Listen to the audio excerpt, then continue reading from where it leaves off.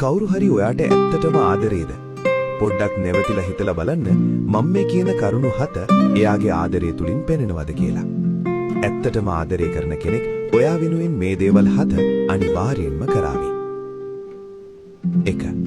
ඒ කෙනා හැම වෙලාවෙම ඔයාට මැසේජ් එකක් දාන්න, කෝල් එකක් ගන්න, නැත්නම් ඔයාව දකින්න උත්සාහ කරනවා. 2. ඔයා කොහෙද යන්නේ, කාත් එක්කද යන්නේ කියලා ඒ කෙනා හොයලා බලාවි. ඒ ඔයාව පාලනය කරන්න නෙවෙයි, ඔයා ගැන තියෙන සැලකිල්ල නිසා. 3. ඒ කෙනා කොච්චර කාර්යබහුල වුණත් ඔයා වෙනුවෙන් කාලය වෙන් කරන්න කවදාවත් අමතක කරන්නේ නැහැ.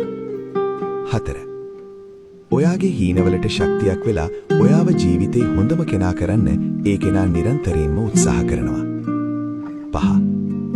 ඔයා මොකක් හරි ප්‍රශ්නයක ඉන්න වෙලාවට ඔයාගේ හිත හදන්න නැත්නම් අඩුමතරමේ ඔයාට සවන් දෙන්න හරි ඒ කෙනා ඔයාගේ ළඟින්ම ඉන්නවා.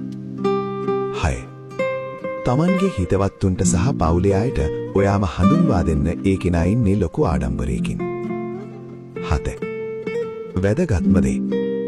ඔයාගේ ජීවිතේ සතුටේදී වගේම දුකේදීත් ඔයා වැටෙන හැම මොහොතකම ඔයාගේ අත නොහැර ඒ කෙනා ඔයා ළඟම ඉන්නවා.